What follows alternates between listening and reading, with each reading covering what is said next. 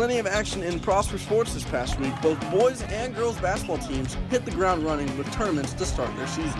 Cross country capped off their season with an appearance at Nationals. How did our Prosper teams fare? All this and more, this is Game Time. We finna be on, grind until dawn. Game Time. Welcome back to Game Time. Today is Friday, December 7th. I'm Jesse Eckstein. Alongside me is Maya Peterson, Maggie Hale, and Goel Yonga. So we got a great show for you guys today, so let's get right into it. Basketball kicking off their season recently. What did you guys see? Well, I'm not sure if y'all saw it, but I definitely saw Jordan Oliver had 52 points in a double overtime against Vista Ridge this past weekend. She went off. Let's switch over to boys real quick. I don't know if you heard, but it got a little heated. J.R. Hampton. Okay, Maggie, you gotta flip it. You gotta flip it. R.J. Hampton, sorry. I only remember big names like Josh Davis. Shots. Scoring his 1,000th point the other night. He's really been showing out and showing his leadership and helping that team. I mean, we also have to look at other players like Grant Shaw being a freshman in varsity last year, sophomore varsity this year. He's still doing work. They've really been stepping up in 6A so far, so let's take a look at how they've been doing. Basketball was back in action let's take as they hosted the Prosper ISD tournament. Prosper started out the first round with the matchup against Frisco High. Ammon Allen started off the scoring for the Eagle offense and put on a show from beyond the arc. The Eagles were down after the first quarter, but took the lead 49-43 thanks to a 7-0 run in the fourth quarter. The Eagles established a solid lead thanks to nice offensive performance and took round one 58-51. The Eagles went on to play Oak Ridge in the second round and were able to win the game 50-43 and moved on to play Little Elm in a heated rivalry matchup. Thanks to leadership from senior Josh Davis, who led the team in scoring on the weekend, the Eagles prevailed and took the match 73-68 in overtime, but fell short in the championship to the Colony 58-54 and received second place in the tournament. After this, we'll take a look at how girls basketball did this past weekend.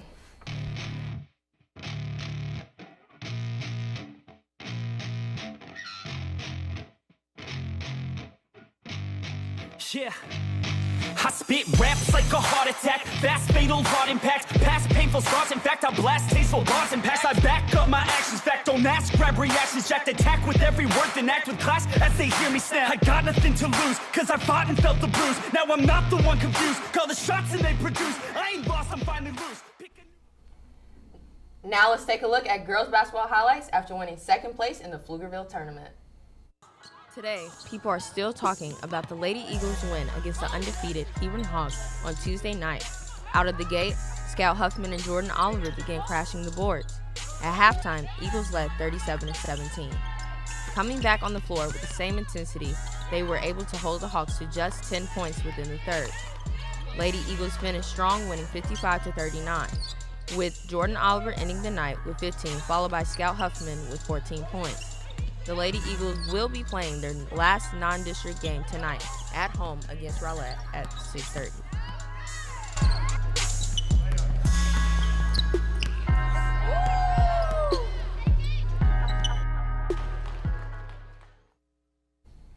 When we come back, Maggie Hill highlights cross country's achievement with a big company.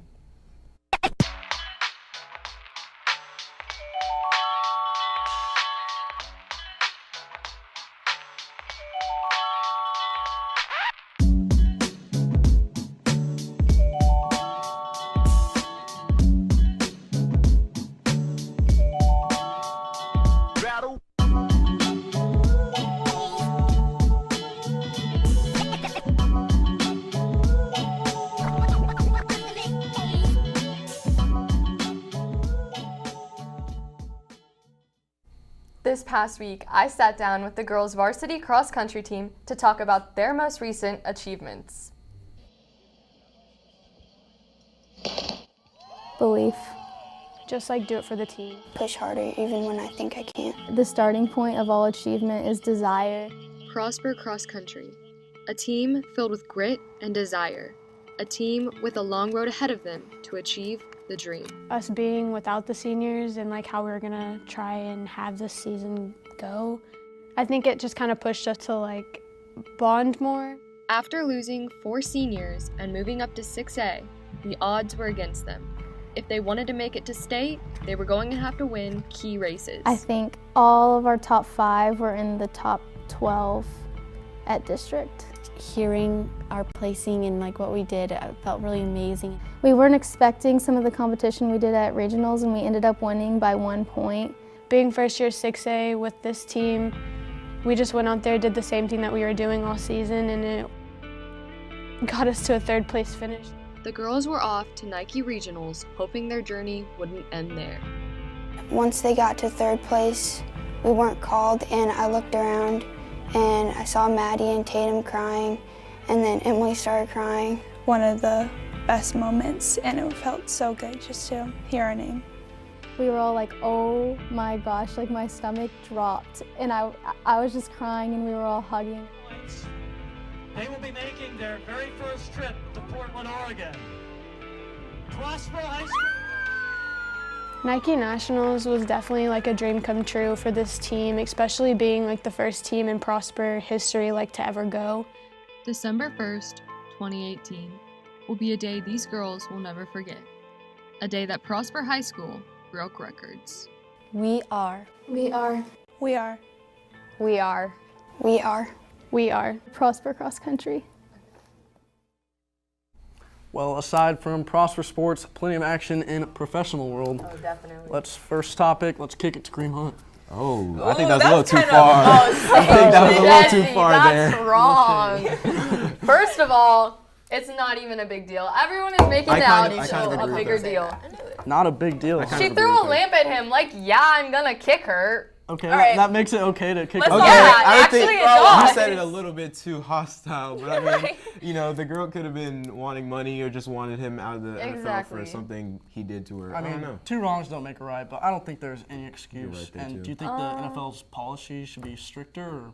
I mean, I don't know. I think right now the NFL is trying to raise up players that is going to be able to help the future players, and integrity matters on and off the field, in my opinion. Yeah, I think they should have a zero policy because we've seen multiple cases like this in the past with Ray Rice and other ones. But Ray Rice, Maggie. Yeah, it's nothing like that, by the way.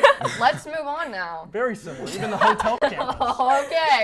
Okay, big boy, whatever you say. Well, let's move on to college football. The Heisman ceremony coming up tomorrow. Who do you guys got? Dwayne Haskins. Wrong answer. Kyler Murray. There we go. That's better. Oh no, I think Tua. Tua for sure. Are you it's Dwayne Haskins. My man is injured. You can't be injured and win the Heisman. Okay. Dwayne didn't even make the playoffs. Yeah, look, I knew you guys were gonna say this, but look, 5 touchdowns in 1 game. Okay. That's a good performance, but it was his overall job this to season, beat Purdue, and he couldn't do that. He doesn't get the Heisman. No. Overall this season, I got Kyler Murray, and we'll see how that plays out when they face each other in the playoff.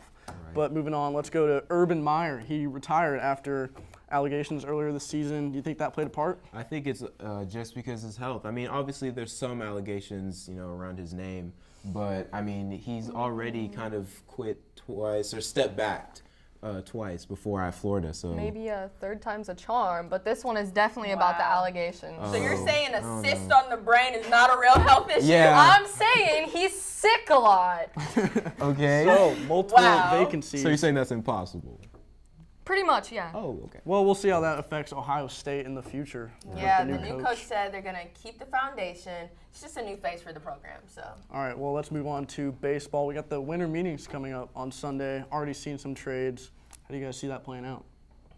Me, personally, I'm looking at Bryce Harper. I don't think the Nationals can afford to re-sign him, and I personally think he's going to get signed for more at the Yankees than Patrick Corbin is at the Nationals. Look, see, I really wanted Patrick Corbin to go to the Yankees. Even his family wanted to. During his wedding, they were pitching.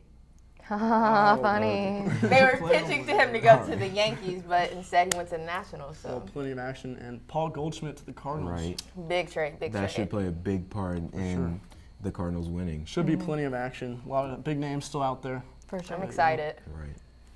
Wow. But if you guys got any more info, save it for the podcast. Save it for the podcast. That's all we got. For Game Time, I'm Jesse Eckstein. I'm Maya Peterson. I'm Maggie Hale. And I'm Goyongo.